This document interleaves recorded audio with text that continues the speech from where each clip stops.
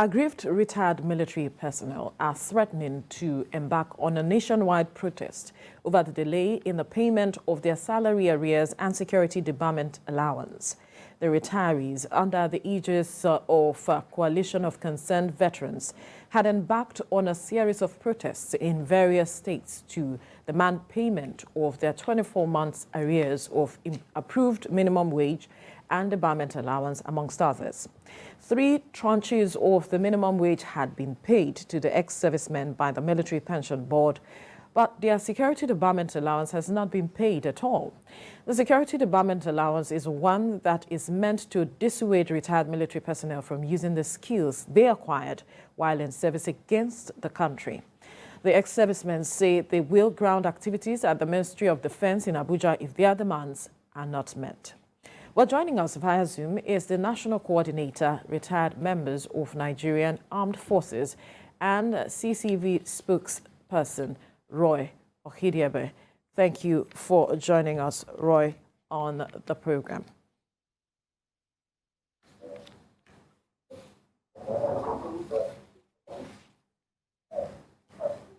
Thank you very much. Let me begin with you, Roy. Give us a background to this matter, how long it has been going on, and the level of engagement that has come thus far.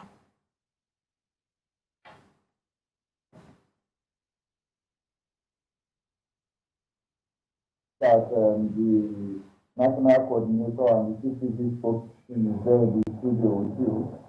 You know, this issue has been running for a long while, you know, and we toned down on discussing this even when they failed to pay the 24-month arrears of the minimum wage increase. And that culminated in the January process where we shut down the Ministry of Defense and the Ministry of Finance. Now, discussions have been going on, and there is a failure on the part of the Minister of Defense in the Ministry of Defense to even articulate the relevance of this pressure, because if you look at the current scenario where we are, you will agree with me that the military is at its lowest end. I have never seen throughout my time in this career in the military where the brigades of that will be attacked. I have never seen where we have such tracker bedeviling our military security structure in the federal capital territory. I have never seen where the state of the president is being routed and farmers are paying taxes and the military cannot do that.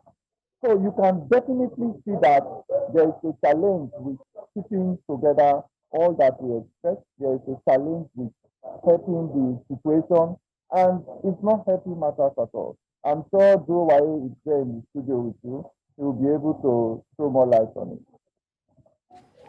All right, let's bring in Abiodun Durowaiye-Herberts here, who is the National Coordinator. Good to have you join us, by the way.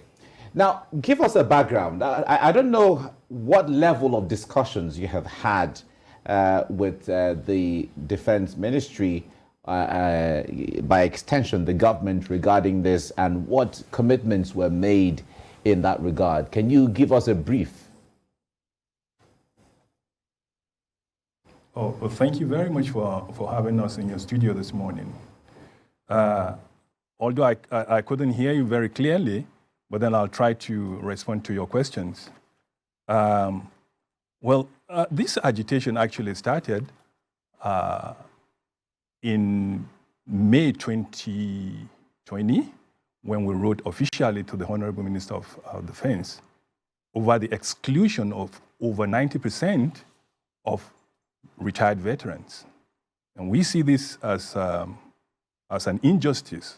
And having served this country, we think we deserve much more than how we're being treated. And so we wrote officially to the Honorable Minister of Defense, and he graciously invited us for a meeting.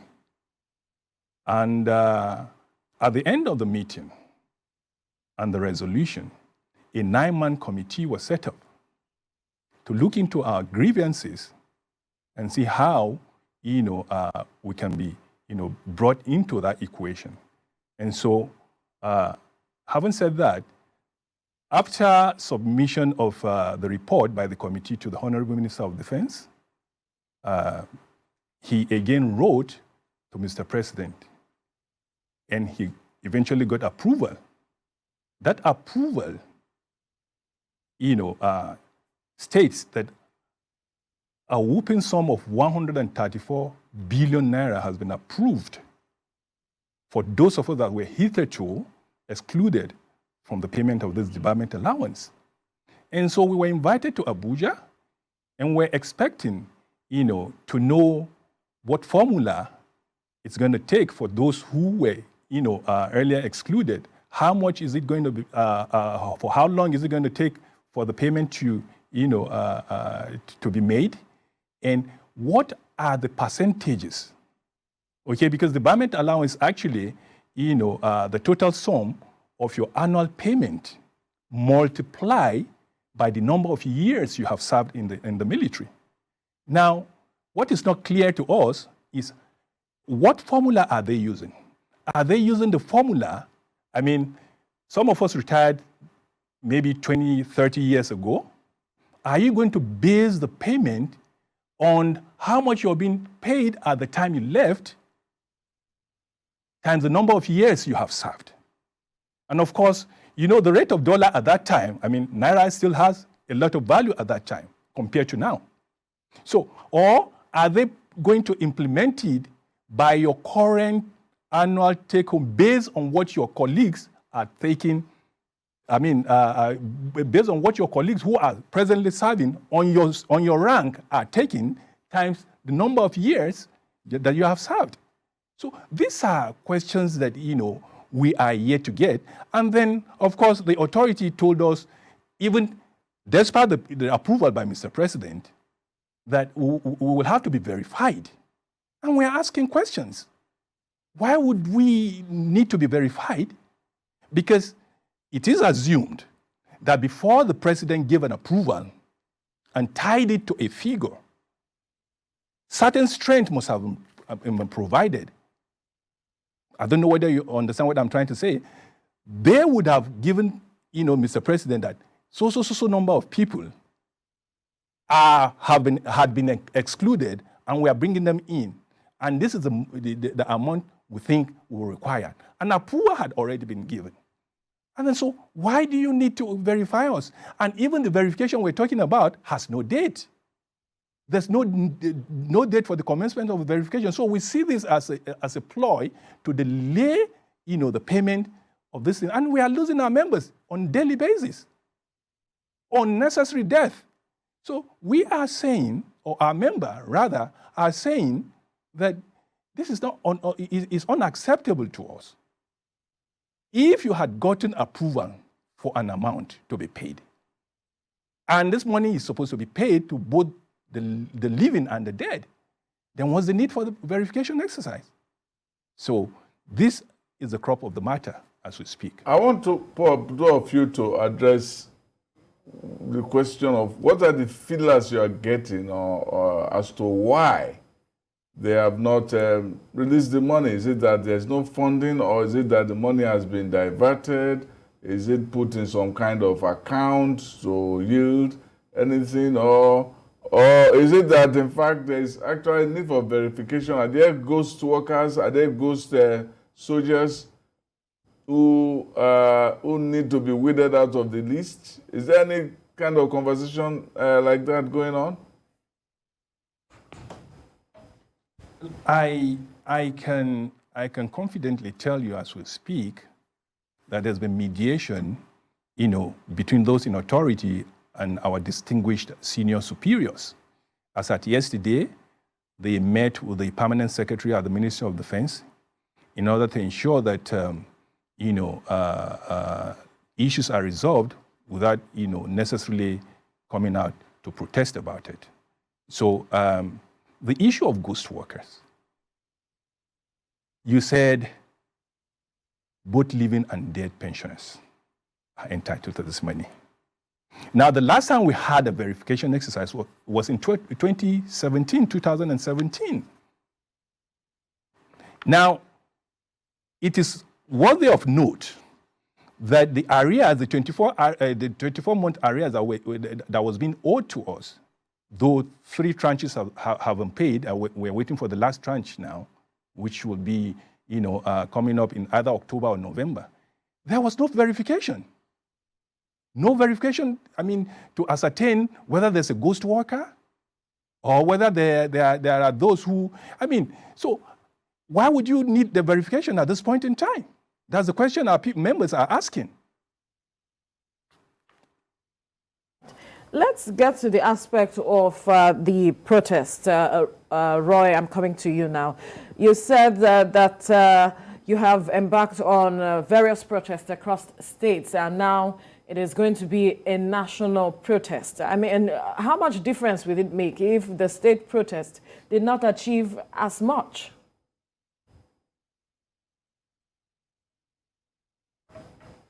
Durowaiye, the spokesperson, has enumerated all the journeys we have followed.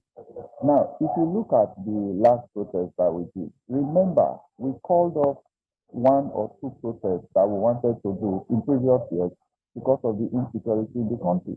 And we didn't want the repeat of the NSAS scenario, where people will now truncate the purpose of the protest. Now, the one we did in January was halted by promises. And the promises that they gave, we went into a spread of payment plan, which was very unacceptable. And we have lost so many personnel, we have lost so many military veterans right now. Then this current one that we have, we met with the Honorable Minister of Defense and his team in Abuja. And he promised that he's going to relate with government to ensure that the 3 to 5 years spread is not going to be implemented, that it will come down lower. He also promised that the verification that they want to do, which we objected to, that they will look at it again, because you have already captured the database of everyone. Now, for the effectiveness of this one we are going on, if the last week of September, if after we get a date, we'll let you know, we are going to sit at the front of the Ministry of Defense. There will be no work. There will be no going in and coming out. It's not a joke. That Ministry of Defense, so many of us are among those that built it. So many of us are among those that created the architecture. And if you are not knowing the reasonableness behind the generation of paying the debarment allowance, then you don't understand the special architecture that covers you where you are. So we are going to sit tight, and we're going to ensure that every veteran gets alert before we feed our sword once we roll out. Thank you. All right, let me come to Abiola here. We haven't heard so much in the past about protests from your association. Does this happen in the past where your allowances are not paid, or this is a relatively recent occurrence and it's a new development?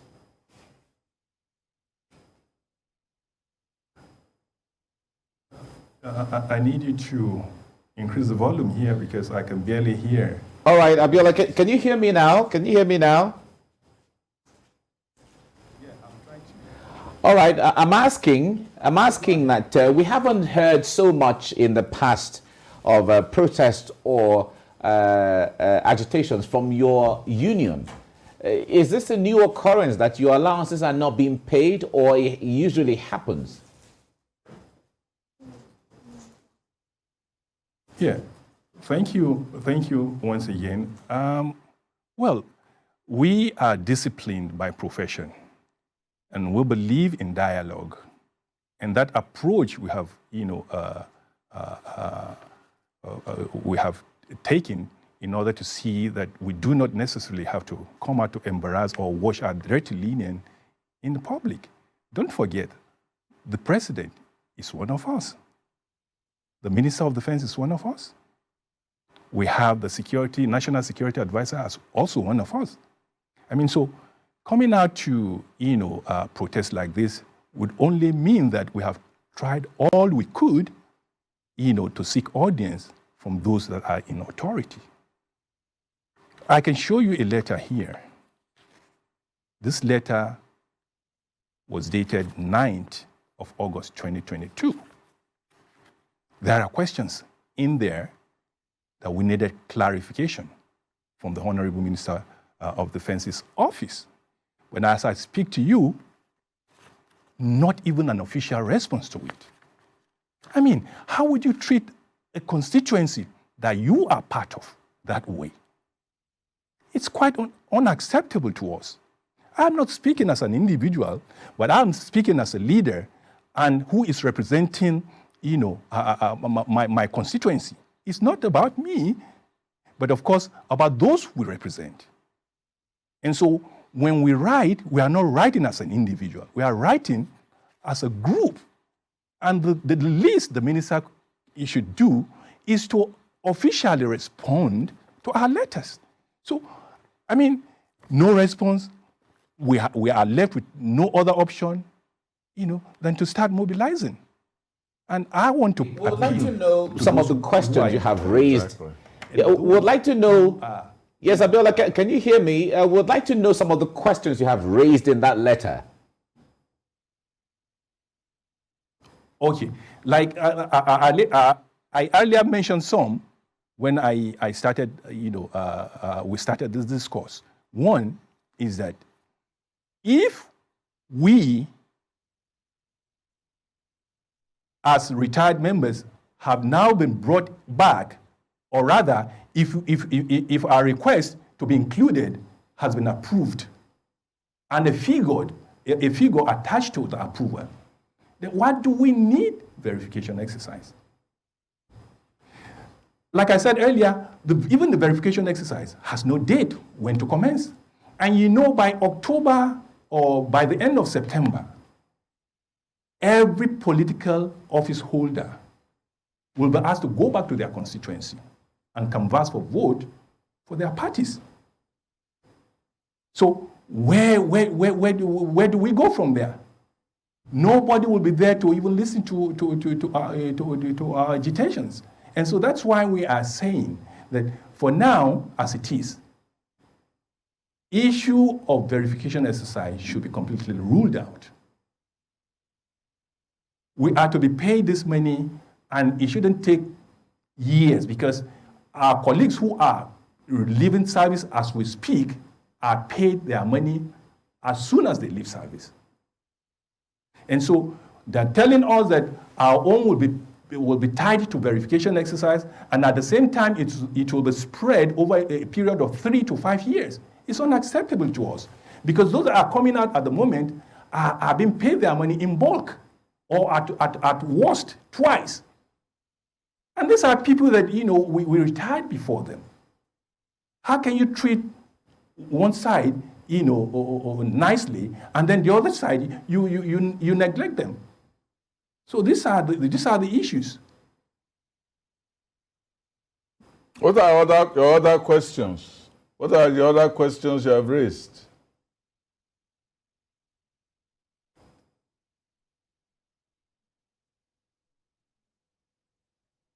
Can you hear me? Can you come again, please?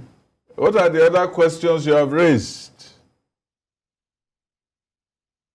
Oh, okay. Yeah, I just mentioned them now. That if those that are coming out, one of the questions is, if those that are coming out now are being paid their money without resort to verification exercise and not extended within the period of 3 to 5 years, why should ours be different? And if this money had already been allocated or approved to be paid to us, then there will be no need for verification, because it will be assumed that the number of those that are entitled to this money had already been determined. So the issue of verification should have even come earlier, so that the Minister of Defense will know how many people that are hitherto excluded and needed to be pay this money. But verification exercise was not held. Presentation was made, or rather a proposal was made to Mr. President based on the figure that was given to Mr. President and money approved for it. So that's the question. Why do we need verification or verification exercise? I want to know, what's the distinction between what you are doing and a mutiny? I know you guys are retired. What's the distinction between what you are planning to do and a mutiny? Did you say what's the implication? No, what's the difference? What's the distinction between what you are doing and a mutiny? I didn't quite get that. Can you hear The me? distinction of what? Of your protest and a mutiny. Oh, I see. No. Well, the difference between our protest and the mutiny is that we are coming up peacefully. We're not holding guns. We're not going to, disrupt any traffic. We'll just be at the Ministry of Defense with our mats until our demands are met, until our demands are addressed. But like I said earlier, I want to be, I want to say that at the moment, some of our distinguished senior comrades are already stepping into this matter, and we believe that before the end of this week, we'll have a positive result, because what we plan to do is to come up for the protest by the last week of September. But it doesn't seem that what you are saying coheres with what Roy is saying. Roy is saying that you guys are going to barricade the entrance to the defense ministry. Nobody will go in, nobody will go out. It's almost as if you're not holding guns, but you are armed with your body, which is also part of military warfare. Yes, you're very correct. What he said is not too different from what I have just said. I mean, protesting at the gate of the Ministry of Defense, of course, traffic in and out will be disrupted for only those who are staff or staffers of that ministry, but not for the general public. That's what I meant to say. Yeah, but that's the nature of mutiny. That's the nature of mutiny. Mutiny is usually against the bosses of the military. That's what it is. It's not usually for civilians. So that's why I'm saying that, in a sense, what you guys are doing is mutiny. Well, you are entitled to your opinion, but as far as we are concerned, what we are agitating for is going to be done peacefully and not, violently. So maybe Roy will be able to, shed more light on that aspect. All right, and that's where I'll take it up with Roy. Let's also throw that same question to you, Roy Okhidievbie, if you're still standing, if you're still there. All right. Sam is saying that what your group wants to do isn't it same as mutiny, and would like to get your reaction to that.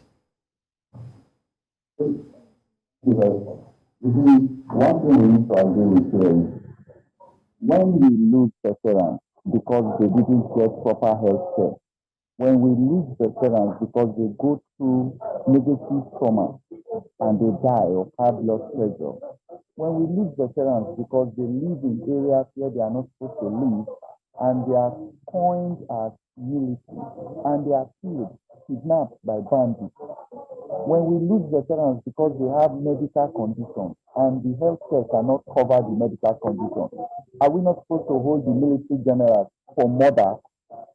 You see, this question you are asking is rhetoric. If you want to hold us for mutiny, we are holding you for murder. So which one has more gravity? Now, mutiny is for serving personnel. All right.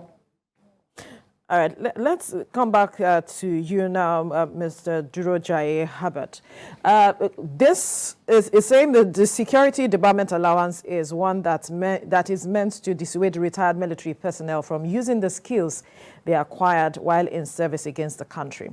So are we saying that if your demands are not met, that perhaps this skill will come to fore or will come to play?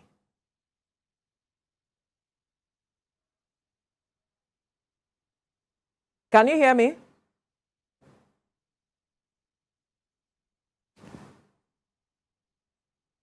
Mr. Durowaiye-Herberts, can you hear me?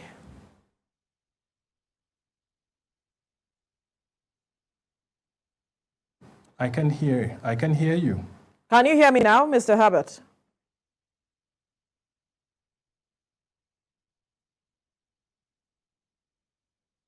Right. Let me get back to Roy. If you can hear me, Roy, if this debarment allowance is not paid, Roy, and the demands are not met, are we saying that this retired military personnel will bring their skill to the fore against the country? Is that what it is? Okay, even before we answer that question, let's ask ourselves, why was the security debarment allowance instituted as a discharge process? Why was it captured to say we need to pay security debarment allowance to ex-military people as they exit service? Because definitely there is a temptation and I'm afraid we have to let you go, Roy Okhidievbie, the National Secretary and CCV Director Media, as well as Abiodun Durowaiye-Herberts, who is the National Coordinator, Retired Members of Nigerian Armed Forces. Most thank you, gentlemen, for your time on the program.